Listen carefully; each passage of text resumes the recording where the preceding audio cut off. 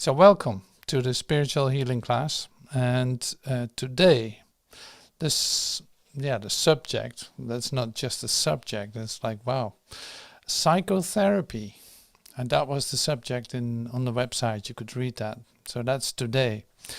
And the psychotherapy is one of the volumes of the Urtext of Course in Miracles, and it's the 5th volume. It came after that the Course in Miracles was downloaded. But anyway, we use it as a way, as an angle on spiritual healing. So I'm not sure if you're familiar with the booklet. It's almost like a pamphlet. Like Joel has pamphlets, well, the Course in Miracles has pamphlets too. So one of them is psychotherapy, one of them is the gifts of God, and the Song of Prayer is another one. And so those 3 are the pamphlets. So psychotherapy, that's kind of different volume, because it is so focused on a word that has so much references in, say, the human world. And actually, psychotherapy is used in a bit of a different way than you're accustomed to, like almost everything in the Course in Miracles, or in any spiritual scripture that you use to say, undergo a process of transformation. In order to hear this right, we relax first. We almost come to a meditation. And we take some quiet time. We let ideas go. Like, okay, try to be fully present here. And let your ideas go about what happened a moment ago, or when you entered into this class. Like, leave that on the doorstep. You don't need it. And it can wait for a moment. So let the world wait outside on the doormat. You don't need to let that in right now. So this is your safe space in that sense. It's really a place where you can become still and where you can relax into your peace. And this is, of course, I always do this very quickly, like maybe 3, 4, 5 minutes or something like that. I know that takes more to really deeply become quiet, maybe. But you get used to this too, because if I get your attention in this, that's basically all that matters right now. So it's like the rest will come. So your mind is set on, okay, don't follow your thoughts. Everything is allowed to come up, and I need your attention here. Otherwise, like, there's no use for sitting in this class. And sitting in this class I'm part of that too. I sit in this class too. So the one teacher is teaching, and it's great to be as open as possible to receive what is given, and to receive what is going on, so to speak, to receive what is actually given to us in this moment. So this is also part of the psychotherapy as it is defined in this book. And so we go in this moment of class, so to speak, we go through some parts of the psychotherapy booklet or volume. And it's a great read to read it. You can listen to it on the website too, on UrtextAcim. You can listen to the whole chapter being read to you, or the whole booklet, which takes probably around 45 minutes or so. And all right, so we get visitors, still get visitors. And so everyone's welcome. I'm really happy that you're here. It's really great to do this together. And so the doors are open, as I always say. I will not reject anyone. Even if you come in here for a moment or for just 5 minutes, it will already be all right with me. because I'm not determining anything in that sense in what it is that you need specifically in this moment. So psychotherapy, like I said, it is a bit of a different volume in the Urtext of A Course in Miracles. It's almost like a summary too, but very much like very much pointing to in the direction of psychotherapy. And so one of the recognitions, so maybe start with that. One of the recognitions that is being shared here is this: is that all healing is of the mind. All healing is of the mind. So that's based on the premise that, in fact, mind, say, literally is in the lead here. The mind's all powerful. Even an expression of what you could call a body is an idea in the mind. So this is how this is being used here in psychotherapy. So all healing is healing of the mind. So you got a long way with this. I know that. So it's like, yes, I did A Course in Miracles, or yes, I did hear Joel Goldsmith talk about this. Like the mind, it's all in the mind. It's like you perceive things, you perceive illusions, you perceive, say, mesmerism. It is meaningless. You give it meaning, that's why you see it. You give it meaning, and that's why it's still there, and that's why it's valuable to you, but it actually doesn't have any meaning. So beyond all of that, beyond what you see, is what is real about you, and what the love of God is. It's beyond what you can see with your eyes and ears. Because our eyes and ears were not made to see and to hear with. So it's a totally different view that we come into right now. So all healing is of the mind. So mind is then inclusive of spirit, soul, Trinity, Christ, all that. If your body would be real, you would be a carnal person. You would be a physical person. You would be someone with a form. And if you recognize that you're spirit, like we do in spiritual healing, you're spirit. I'm spirit. That means I'm not a body. I'm spirit. I'm free. I'm not what I think I am. I'm not walking around on this earth. I'm not walking around in form, trying to survive. That's not actually happening. I'm not walking around in time. No, my spirit is timeless. There is no way of, say, putting a geotag or a time tag on it. It's impossible. So spirit is free. And that is what you are. That's the way that you were created. That's why we do spiritual healing. It's not physical healing. That's not its purpose. No, spiritual healing is in fact looking back at, coming to the, say, revelation that you are spirit and that you are inspired, inspirited.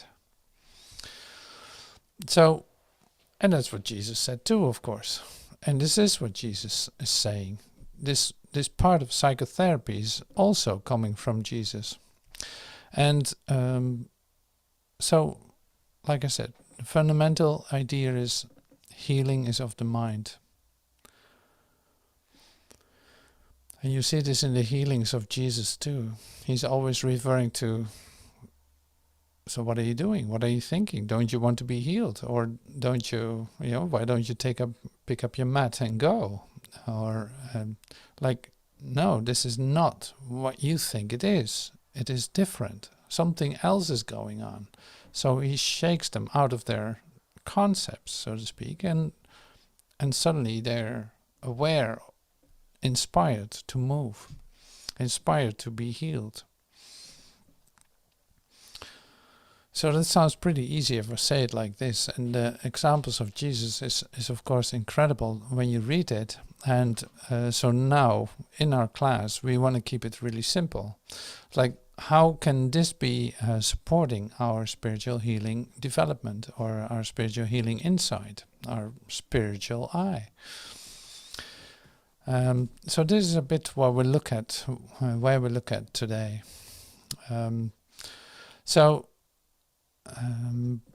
What is in this book too is really based on the relationship patient-therapist. So in how much is there therapy going on, you could ask. What is this therapy part? Because healing is returning, say miracles are a shift into invisibility. It's like a vertical shift instead of a process in which you actually, after a lot of sessions, come to, for instance, talking sessions, where you come into an insight. No, this is a sudden shift. So how miraculous is then psychotherapy? I don't know if I'm going to give an answer to that in this class, but it's certainly an interesting question, isn't it? So the relationship between a therapist and client, so to speak, or patient, is an interesting one. This is where I really want to take a look at. So in psychotherapy, it says this is like, everyone is in fact, in everyone that believes he is here on this planet, in this sequence of time, is in fact in psychotherapy. So the first step that takes place in psychotherapy is then to come to the possibility of another world view, so to speak, or life view than you are used to. In fact, opening up your mind to see that there's more to life than this what you're used to. So this is where psychotherapy begins. And everything that contributes to that is in fact part of the psychotherapy. Another thing, and this is a bit like coming from the world, the psychotherapy as it is being used in the world is in fact is in fact counterproductive. It is not helping, is what it says here. Like, it's not helping because it is based on looking at past events and trying to come to a different attitude to these past events that takes place on this say human level, on this frame of reference of a human being. So in fact you're looking at, okay, how did you attack? What are your thoughts about it? And how do you deal with that? How will you deal with that the next time that it happens? In fact, you're placing someone in a timeline and making the situation real, which is making it real again, is then an attack, in fact. If you look at it in the pure way of this, say in the spiritual vision way, you make something real that happened in the past in order to heal it in the future, still working on the same plane, so to speak, where the solution cannot be. So there's a contradiction to the idea of psychotherapy as we have used it in the world and how it is being used here. So returning back to the idea of the patient-therapist relationship is then everyone that comes to you and asks for help, that you, with your new vision, with your new experience of yourself, are helping to move along in this procedure that you're in, is in fact part of your, is your client. This one comes to you, and you walk slightly ahead of time on the timeline of returning back to your resurrection, in fact.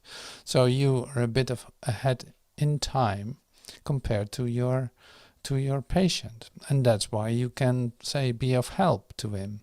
So, and it is very specifically chosen.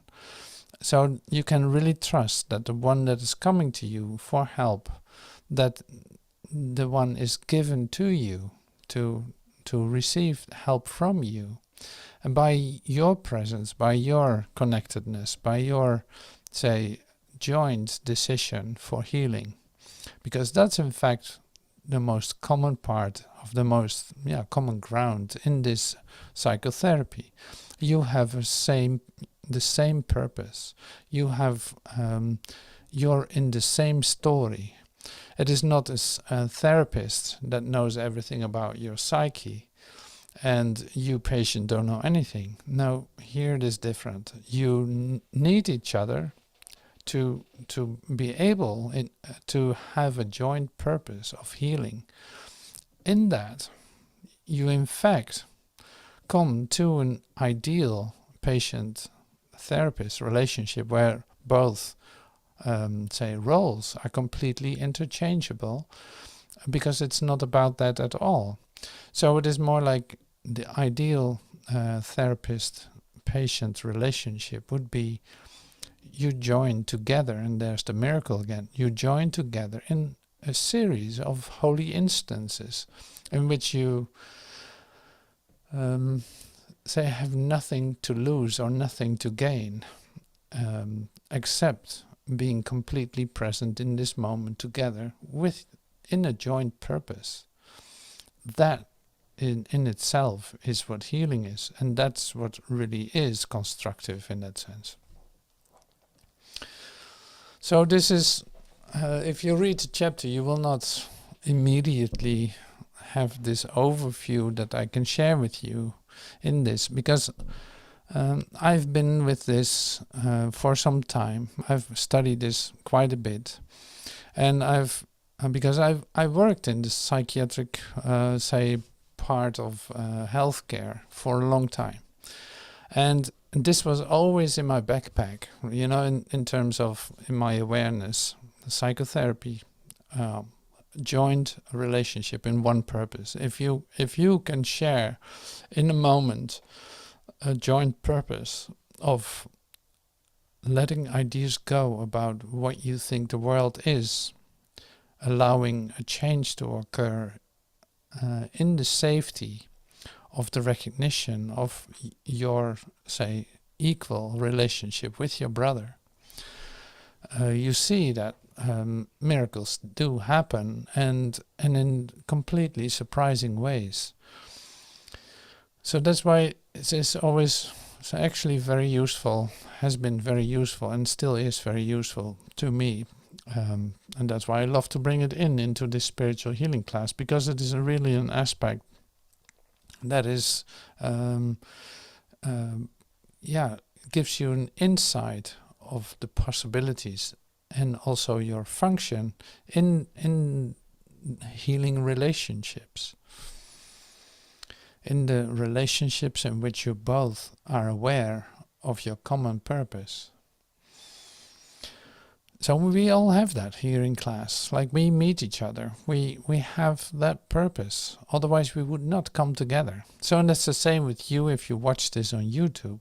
Like, yes, that this is our relationship in which you recognize our oneness.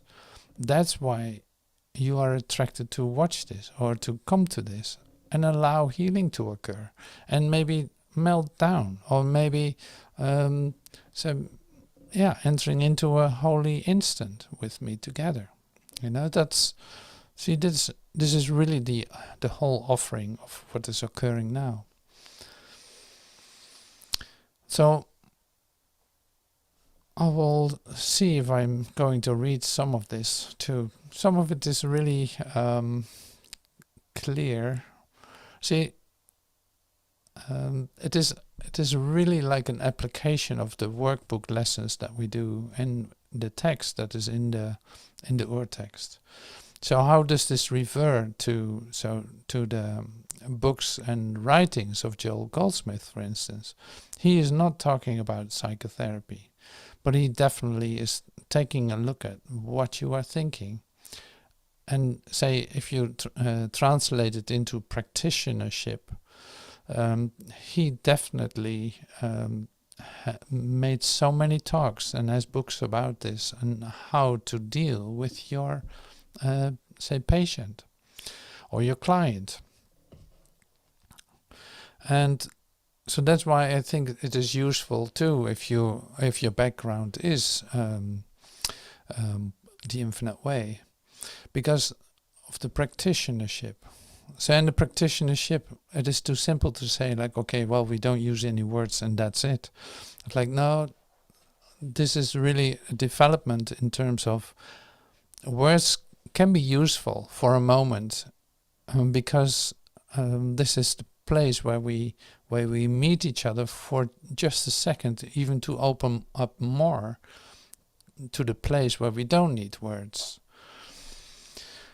So that is, and yeah, one of the other talks that we did the other day was too, that's like we use words. And so it's not completely quiet during practitioner treatment. It can be, that's all right too, of course. But in order for that to be effective, you have to know where to go, so to speak, to have your communication with your creator in this common goal that you share and the common purpose that you share with your client or with the one that is coming to you. So when I say patient or client, I really mean the one that is coming to you. But in this psychotherapy book, client or a patient is used as a word. So I clarify this immediately, not to have confusion about that. Okay, so there are, I think, 4 parts in it. What is it? 2 parts, 4 parts. Yeah, 4 parts are in it. So one is really based on the profession of psychotherapy. I will leave that for now. You can read that if you want, if you have the Urtext. And if you don't have the Urtext, you can always download it. And so this is on page 457.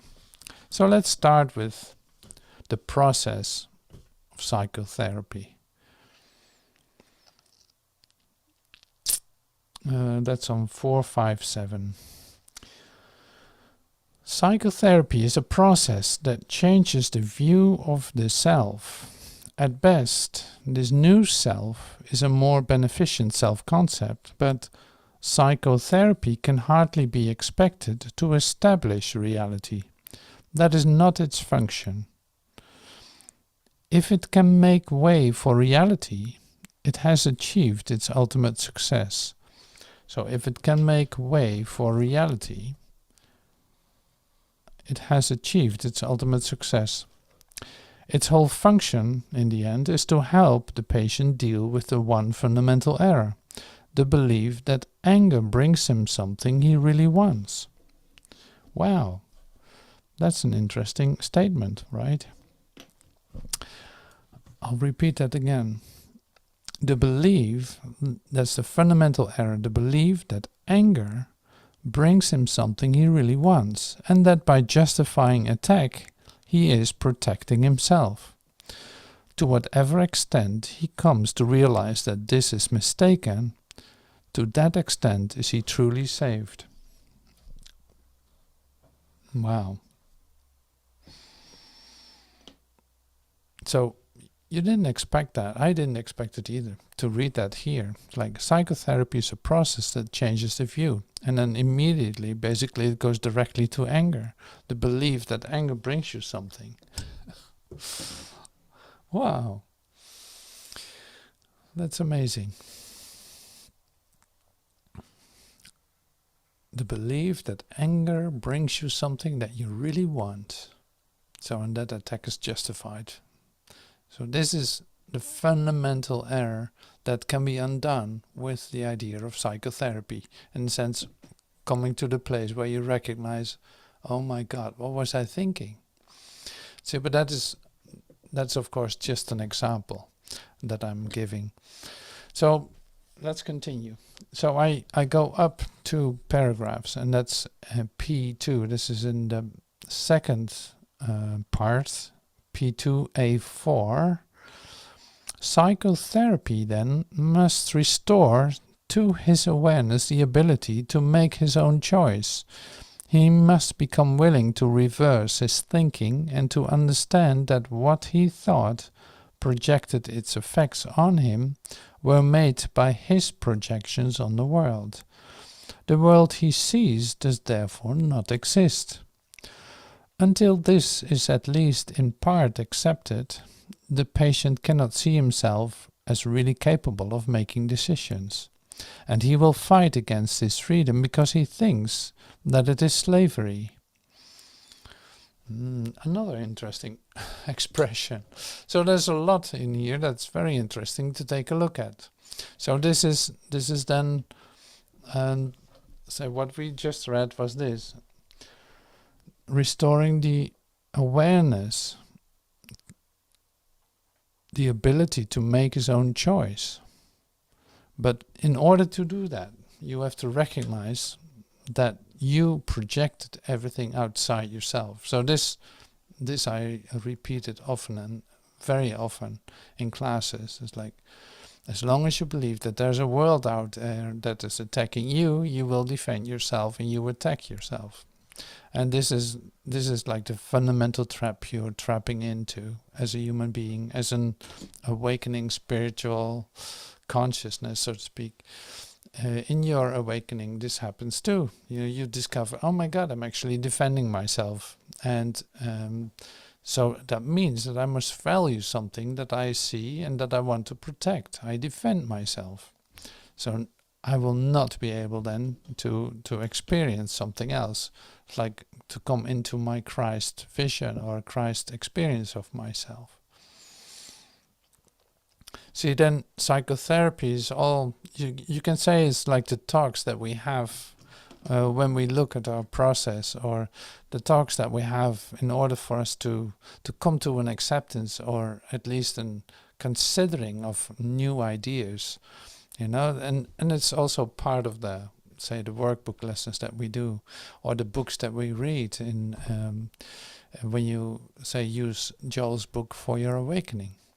So you consider certain ideas. That's in fact already psychotherapy. You consider ideas that are related to truth. They're not asked directly to be accepted, but you start to, say, come into the sphere in which you can, you consider it as like, oh wow, that's actually a really beautiful idea. You can see the value of it partially, but even without accepting it. So now when you come to the direct acceptance of it, it becomes your own experience of what it says. You actually experience what it says.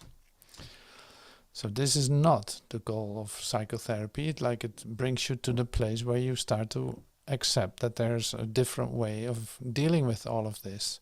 Then the acceptance of that, or the revelation of what it means, is already the next chapter, so to speak. That has nothing to do with psychotherapy anymore. That becomes like the direct revelation that we come to when you're ready for it.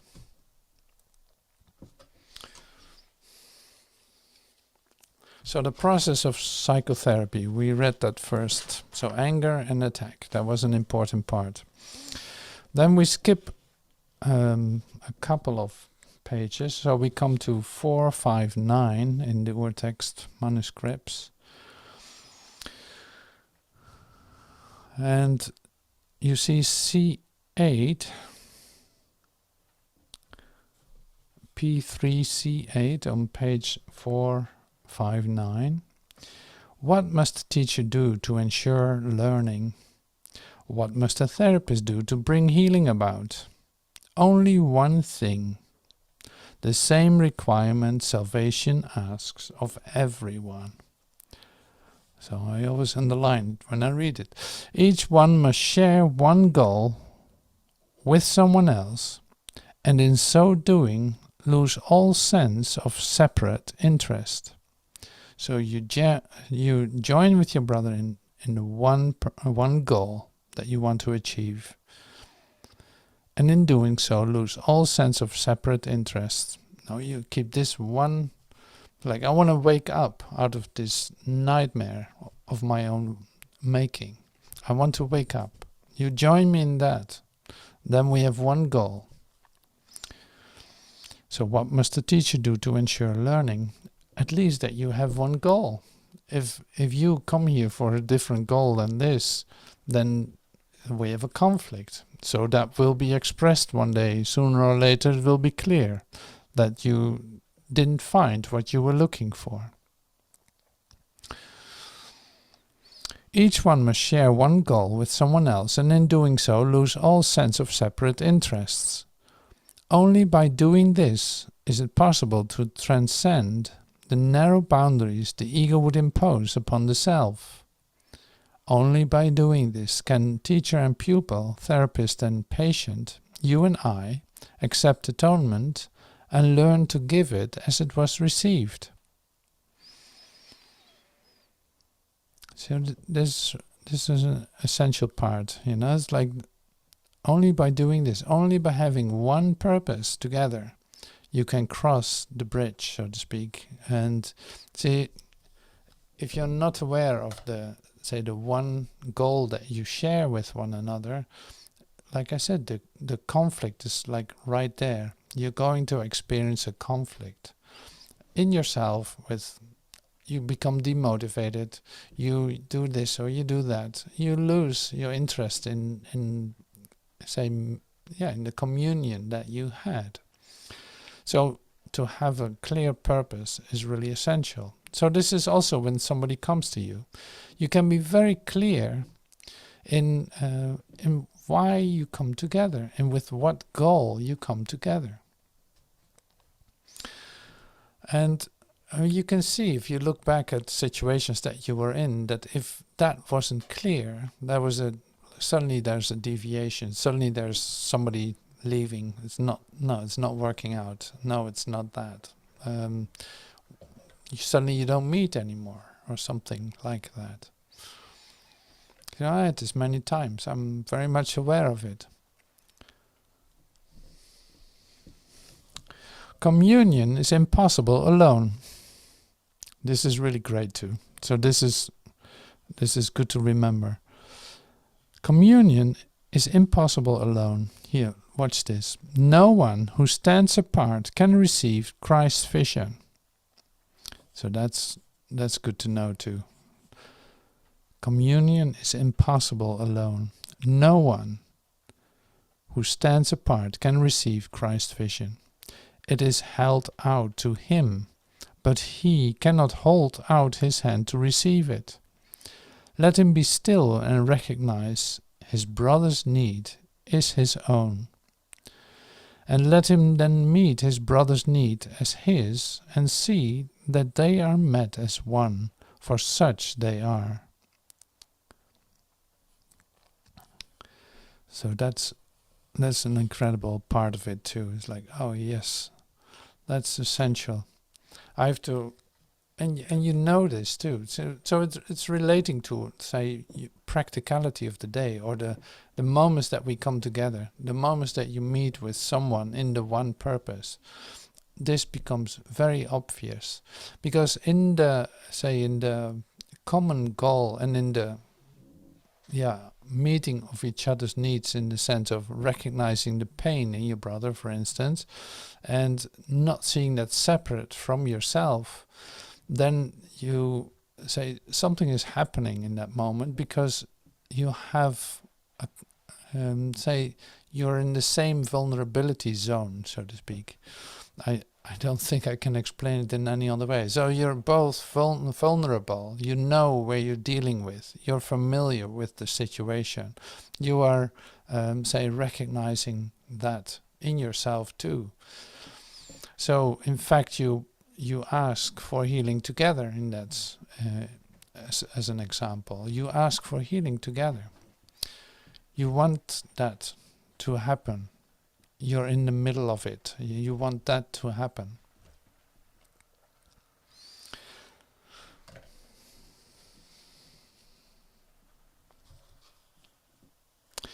Let him then meet his brother's need as his, and see that they are met as one, for such they are. So that's great. So then I skip to the third part, and on D4. This is about the ideal therapist-client relationship.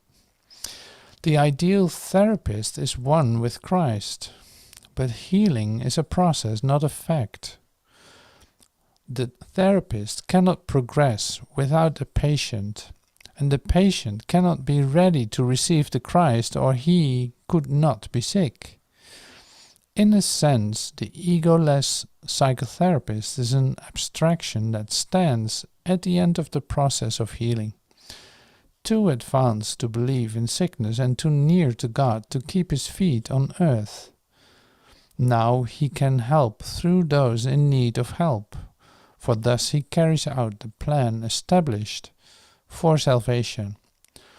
The psychotherapist becomes his patient, working through other patients to express his thoughts as he receives them from the mind of Christ. So you have any idea what I'm saying here? This is so great.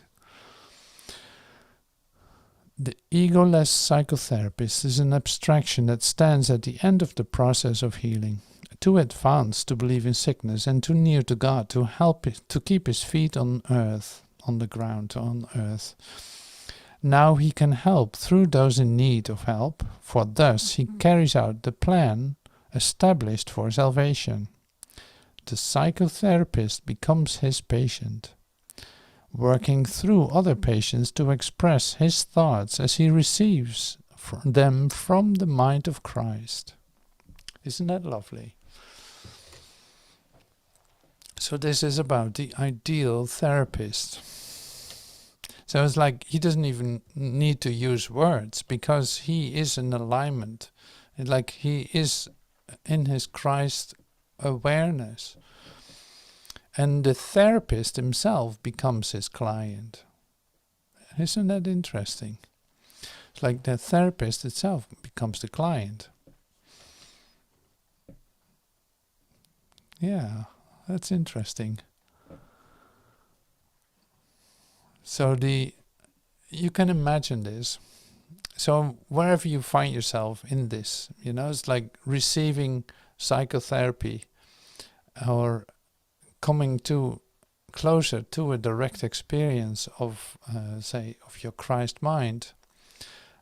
This is all going to be a help. So you don't have to be concerned about knowing when is what happening or something like that. The whole process is really not your concern. But it's good to be aware of what is happening with the ones that are coming to you. Who is actually coming to you? Or who are you relating to in this process of healing? Who are you relating to? And in what way? So it doesn't mean that you have to go out and start your own practice. I always say this. It's like, you don't have to do that. If you feel called to do so, you can, of course. But see, this is working in a sublime way. And that means also in a very simple way. So in fact, you do the right thing. In this instant, you are doing the right thing. In your, what looks like your personal life, you do the right thing.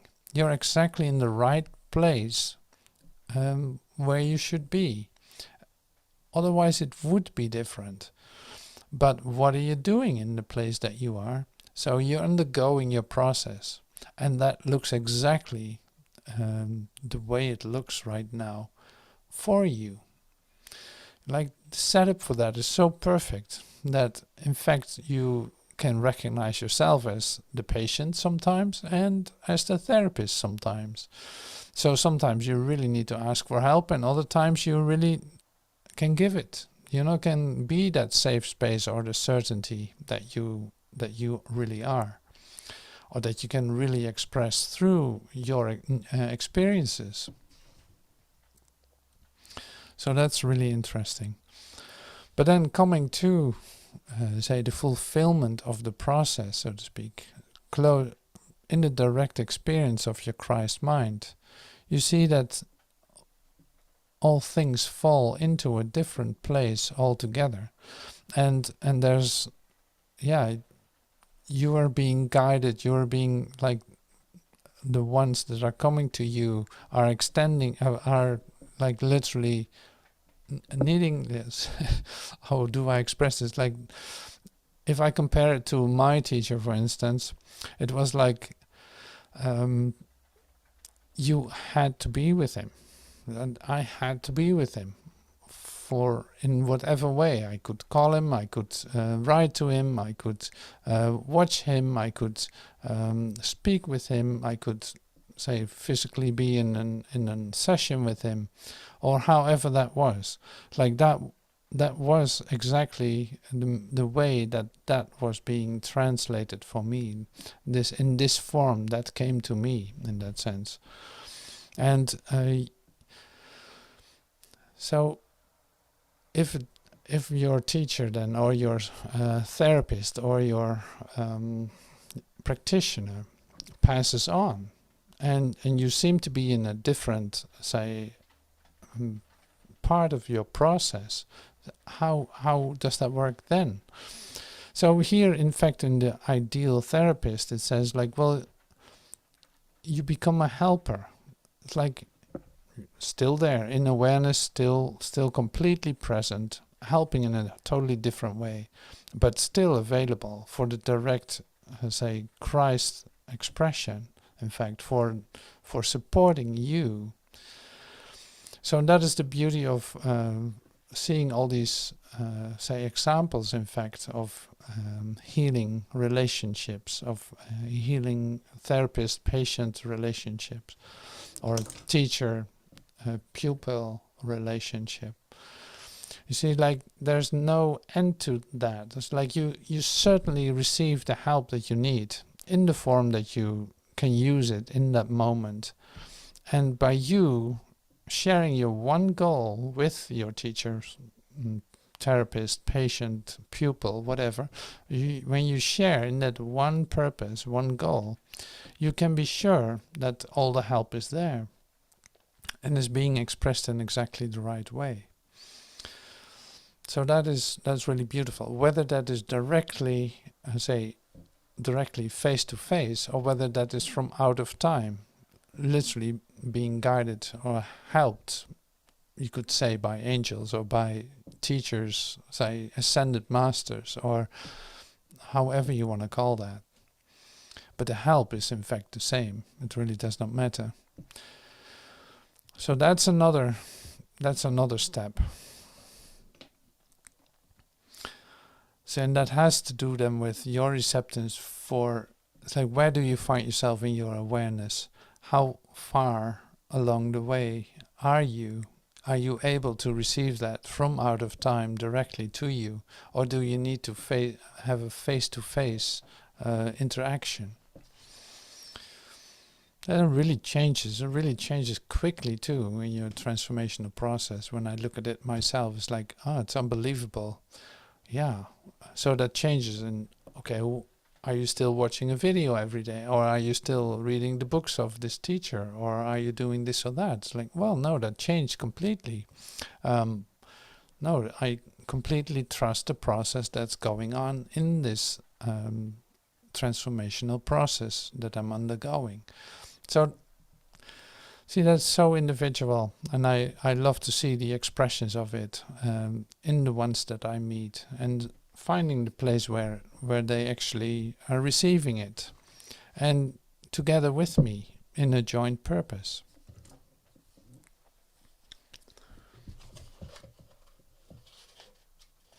Okay, so go quickly to E.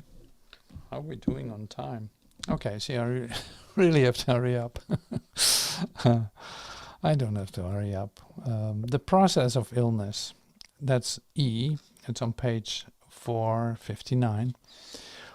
As all therapy is psychotherapy, so is all illness is mental illness. It is a judgment on the Son of God, and judgment is a mental activity. Judgment is a decision made again and again against creation and its creator. It is a decision to perceive the universe as you would have created it.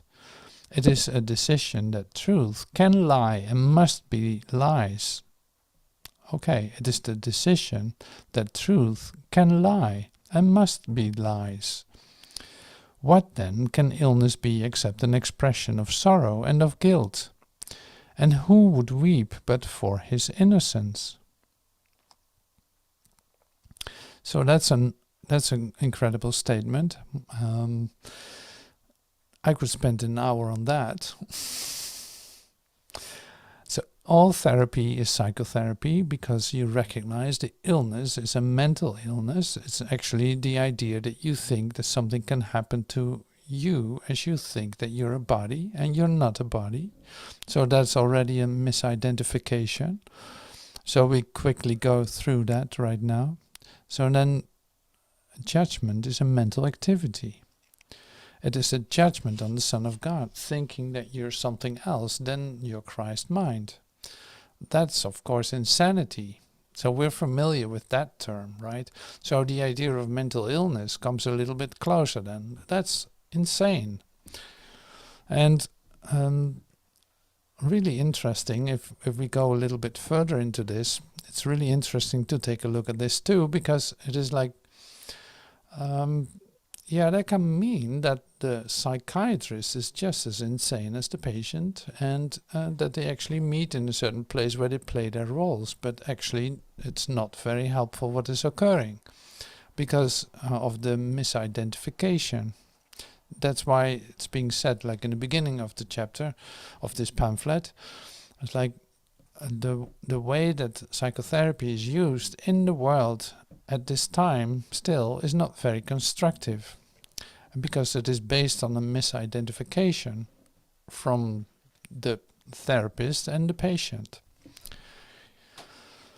So your starting point isn't right, your alignment isn't right. It's like you miss a part here, and then the most fundamental part in which you actually can share a common goal, which would be the prerequisite for a successful relationship, therapeutic relationship, healing relationship. So I'm touching this, as you can see, I'm touching the surface here.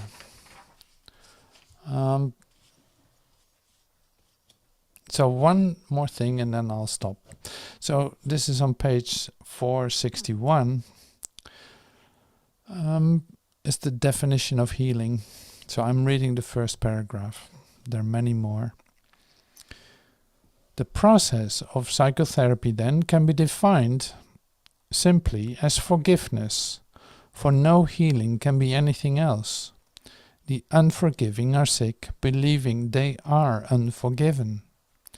The hanging on to guilt, its hugging close and sheltering, its loving protection and alert defense, all this is but the grim refusal to forgive. God may not enter here, the sick repeat over and over, while they mourn their loss and yet rejoice in it. Healing occurs as the patient begins to hear the dirge he sings and question its validity.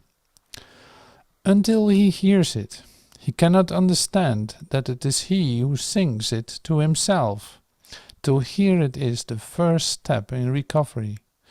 To hear it is the first step in recovery. To question it must then become his choice. See how deeply we actually already getting into this. Like, oh my God, you can see like, oh, this is all based on decisions. So now you can hear something new. It's like, oh, I never read it like this.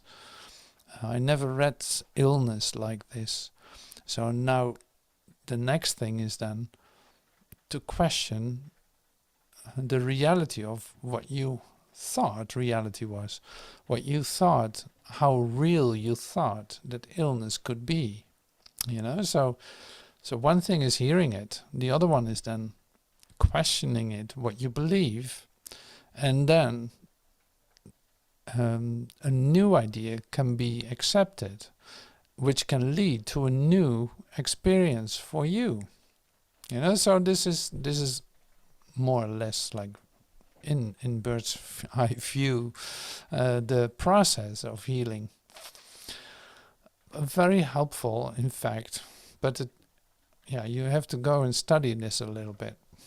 But actually, it's pretty clear what I'm saying in terms of the fundamentals. Like, yes, you actually know this, you recognize this. Yes, you knew something like that was behind this idea of sickness and all that. So it's quite a pamphlet. It's transformational. It is helping you to take a really good look at what am I believing? What is my belief system? What is which laws have I accepted for myself, which have actually no reality, and I can actually start questioning what I'm thinking and what I believe in, if that is really in alignment with, the truth of who I am.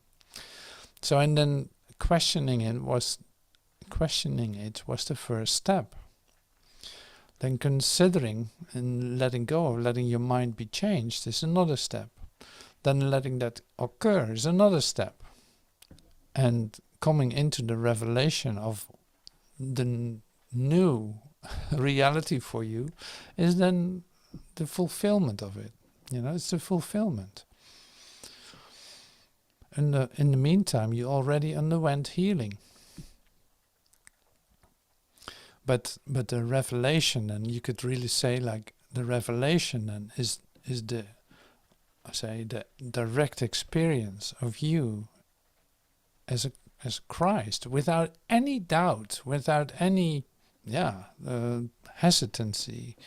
No, in full, really like in full trust and full acceptance. It's like doubt is gone in a revelation. Doubt is completely gone. You're like, yes, I know this to be true. And I cannot really talk about it because the direct experience of it is different. But it comes actually to that point where you become the certainty. And that can change again. It's like revelation is not necessarily continuously with you. So no, you have moments in which you experience this as your total certainty. But they become like really like beacons in your consciousness. So it's worth changing your mind. It's worth being confronted with everything that you take for granted that has no reality and that is just hurting yourself. And then also being helped with the next step in this therapeutic moment, this transformational coaching, you could say, or however. I use the word transformational coaching because, that was a term that came to me to use. And then you can also say practitionership. So you come into the practice of actively wanting to change your mind, wanting to have changes occur in the way that you look at things. And so we continue. All right, that was quite a bit. I can understand. It's like that's a pretty full chapter. I would love to do more classes on this because of the application. I can feel how useful this is to express it in a way that you can practically apply it or recognize yourself in it. That's why I love to bring this in, and that's why I put it on the menu for today too. All right, so thank you for listening and for being present here with me. I hope I got your attention and that you are inspired to continue in the one purpose that we share and become totally overjoyed in doing so. All right, so thank you so much and see you soon.